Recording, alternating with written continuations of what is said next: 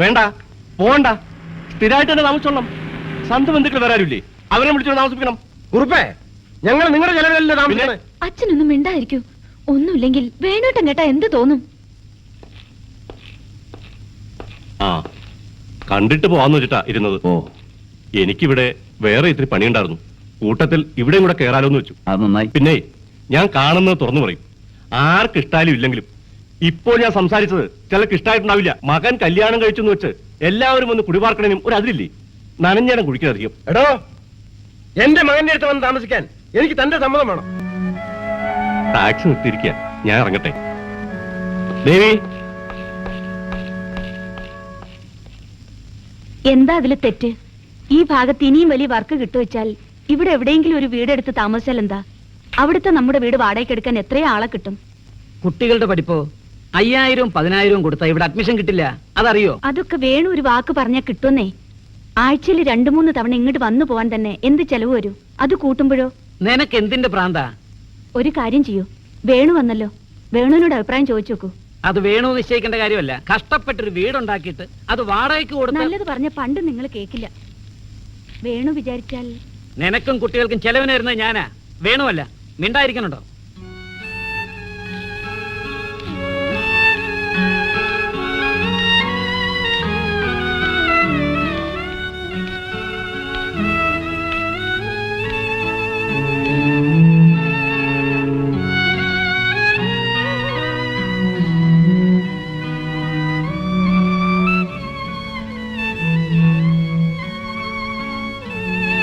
നാളെ വീട് മാറണമെന്ന് പറഞ്ഞിട്ടാ പോയത്.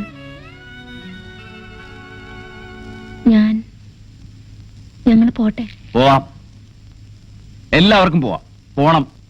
വിരുന്ന് കഴിഞ്ഞു. എല്ലാവരും ഉടൻ സ്ഥലം വിടണം. Get out, every one of you get out.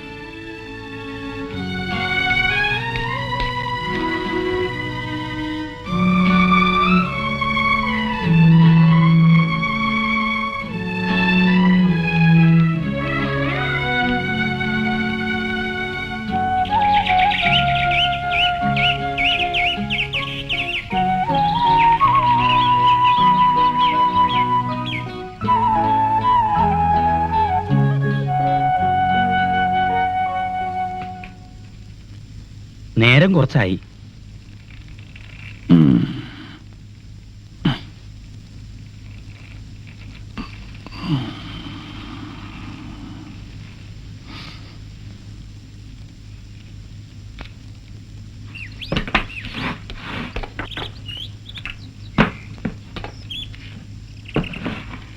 ഇറങ്ങാണ്. ഞാൻ പറഞ്ഞത് അത്ഭുതമില്ല. എനിക്കതിൽ വിഷമം തോന്നില്ല എന്ന് പറഞ്ഞുകൂടാ. പക്ഷെ അത്ഭുതമല്ല. ഇറങ്ങട്ടെ, അത് സാരാക്കണില്ല. ഞാൻ ഇടയ്ക്കൊന്ന് കാണാം.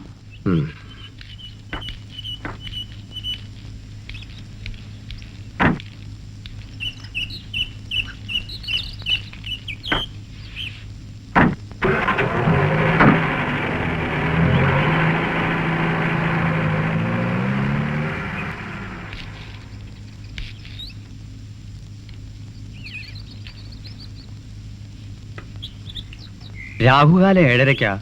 അതിനു മുമ്പേ അവിടെ കയറണമെന്നും പറഞ്ഞ് രാജനും ഭാര്യയും നേരത്തെ തന്നെ ഇറങ്ങി. ചോദിച്ചപ്പോ വിളിച്ചു നിർത്തണ്ടെന്ന് രാജൻ പറഞ്ഞത്.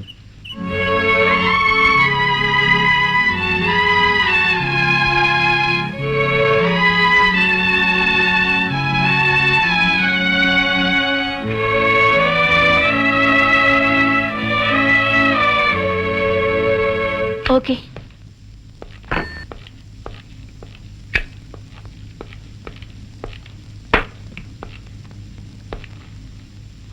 ഇത് രാജൻ സാറ് കൊടുത്തയച്ച.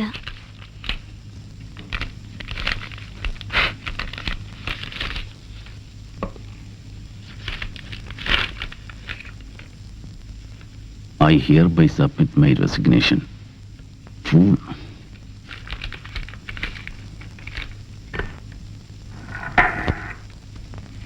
മേരി, നമ്മുടെ ഓഡിറ്റർ സുകുമാരൻ ഒന്ന് വിളിക്കും. അഡ്വക്കേറ്റ് ജയപാലിനെ വേണം. ക്യോക്ക് ആജീവിക്കാൻ കണ്ട നേരം. Bloody fool.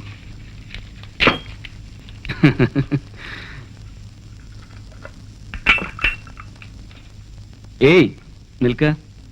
ജോലി രാജിവെച്ചതുകൊണ്ട് താൻ വഴിയാധാരമൊന്നും ആവാൻ പോകുന്നില്ല. ഇവൾക്ക് അതായിരുന്നു ഒരു ഭയം. എന്നെ പറ്റി ഇപ്പോൾ പലതും പറഞ്ഞു നടക്കുന്നുണ്ട്. അയാൾക്ക് ആദ്യമായിട്ട് വേണ്ട ഗൈഡൻസ് കൊടുത്തത് ആരാ? എല്ലാ പർച്ചേസും നടത്തിയിരുന്നത് ഞാനല്ലേ. രാജന് പഴയ ബുക്സ് നോക്കിയാൽ അറിയാമല്ലോ. പേടിക്കണ്ട, ഞാനുണ്ട് നിന്റെ കൂടെ. ചായ വേണോന്നാ സംശയം. കാറിലൊന്നുമില്ലേ വർഗീസേ? ഗോപാലൻ വക്കീൽ നിന്ന് കോടതി പോകണ്ടേ? അത് സാരില്ല, ഒരു കേസുണ്ട്. അത് മാറ്റിവെക്കാൻ പറഞ്ഞിട്ടുണ്ട് ജൂനിയറിന്റെ അടുത്ത്. അങ്ങനെ വേണു മുതലാളിയെ വെറുതെ വിടരുത്. നല്ലൊരു സംഖ്യ സെറ്റിൽമെന്റ് ആയി വാങ്ങിയിട്ട് ഒഴിയണം, അല്ലെങ്കിൽ നമുക്ക് ഫൈറ്റ് ചെയ്യണം. അയാൾക്കുള്ള കോണ്ടാക്ട് ഒക്കെ ഇപ്പൊ തനിക്കുമില്ലേ? തനിക്ക് എന്ത് പേടിക്കാൻ? ബിസിനസ്സിൽ താനായിരുന്നു ബ്രെയിൻ എന്ന് എല്ലാവർക്കും അറിയാവുന്നതല്ലേ. ഇനി കാണാം. അണ്ടർ ഇൻവോയ്സിംഗ് ഉണ്ടോ? കണക്കിൽ എന്തൊക്കെ കൃത്രിമം ചെയ്യാറുണ്ട് സർക്കാരിനെ വെട്ടിക്കാൻ. ശരിക്കൊന്ന് ആരാന്ന് നോക്കൂ കുമാരേട്ടാ.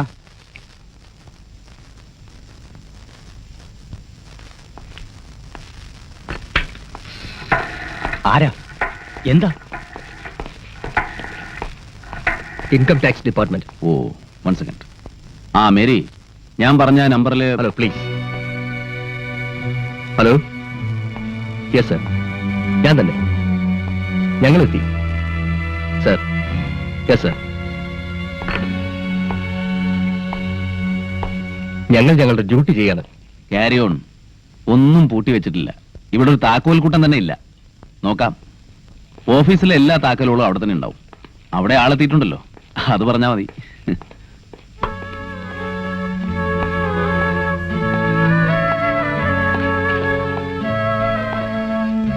ഇരിക്കും. കുറച്ച് സമയം പിടിക്കുമെന്ന് തോന്നിയാൽ ചായയോ കാപ്പിയോ വേണമെങ്കിൽ കുമാരേട്ടനോട് വന്നാൽ മതി. ഞങ്ങൾ എന്ത് ചെയ്യാനാ? ഈവൻ വെറും ഒരു ഊമക്കത്ത് കൂടി ഫോളോ അപ്പ് ചെയ്യണമെന്നാണ് നിയമം. ഇൻ ആൻഡ് ഔട്ട് എല്ലാ കാര്യങ്ങളും വ്യക്തമായി അറിയുമെന്ന് ക്ലെയിം ചെയ്യുന്ന ആളെ എഴുതിയാൽ ആക്ഷൻ എടുക്കാതെ വയ്യല്ലോ mister Venugopal. You are right. വേറെ ആരുമല്ല, നിങ്ങളുടെ മുമ്പത്തെ. പ്ലീസ് പറയണ്ട, എനിക്കറിയാം. It's okay.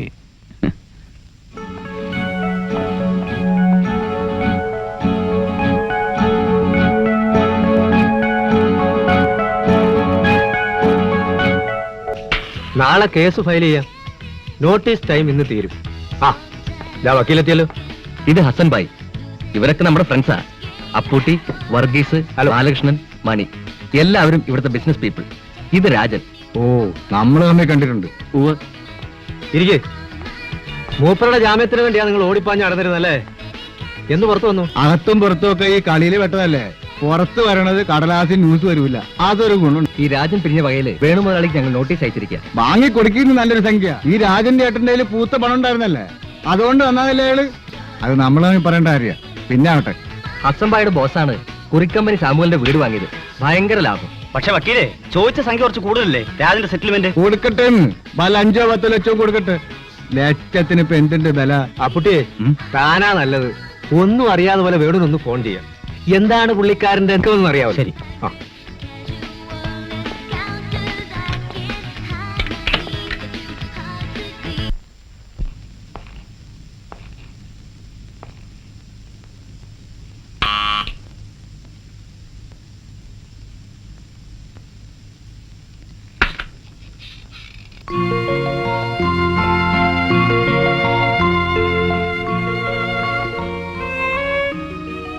ആളില്ലേ? വക്കീലിനെ കാണണമെന്ന് പറഞ്ഞ് ഹോട്ടലിലേക്കാ പോയത്. ഉം.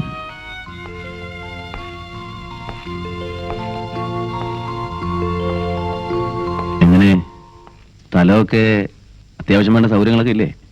ഉവ്വ്, വേണോട്ടൻ ഇരിക്കൂ. ഞങ്ങൾ തമ്മിൽ ഒരു ചെറിയ കണക്ക് തീർക്കലുണ്ട്. പക്ഷെ അതൊരു കോടതിക്കാരിയായിട്ടേ ഞാൻ കാണുന്നുള്ളൂ. ആരൊക്കെയോ പറഞ്ഞ് എന്തൊക്കെയോ വിട്ടിത്തങ്ങൾ കാട്ടുന്നു എന്നല്ലാതെ. ഇല്ല, ഞാനൊന്നും സാരമാക്കി എടുത്തിട്ടില്ല. I am always there. വീട്ടുജോലിക്ക് സഹായത്തിനൊക്കെ. ഇതിപ്പോ ഒരു വീടല്ല. ഓരോരുത്തർ കുപ്പിയുമായി വരുന്നു, കുടിച്ച് കുന്തം മറയുന്നു. തർക്കിച്ചാൽ പറയുന്നത് എല്ലാവരും പ്രമാണിമാർ, സഹായിക്കുന്നവർ. ഹും, എന്ത് സഹായം? പാതിര വരെ അവരുടെ ഓർഡർ എടുക്കാൻ ഞാൻ നിൽക്കണം. ചിലപ്പോ കണക്കുകൂട്ടലുകൾ തെറ്റുന്നു. അതാണല്ലോ ലൈഫ്. പക്ഷെ ഇവൻ ഇങ്ങനെ മാറുമെന്ന്. തന്നേക്കാൾ അർഹതയുള്ള ആൾ എന്നൊക്കെ പറഞ്ഞ് എന്നെ നിർബന്ധിച്ചത് ഞാൻ തന്നെ. ഒരു കുടുംബം, കുറെ നല്ല ബന്ധങ്ങൾ, സ്നേഹത്തിന്റെ ഒരു അന്തരീക്ഷം. എനിക്കില്ലാതെ പോയത് പലതും ചുറ്റുമുണ്ടായി കാണാൻ താല്പര്യം. ആ പിക്ചറിലൊരിടത്ത് ദേവിയും കൂടി ഉണ്ടായി കാണണമെന്നത് ഒരാഗ്രഹം. അതുകൊണ്ട് നിർബന്ധിച്ചു. വിഷമിക്കരുത്, ഞാനുണ്ട്. എന്താവശ്യം വരുമ്പോഴും ഞാനുണ്ട്. രാജനോട് ഞാൻ പറയുന്നത് തന്നെയാവും. Don't worry.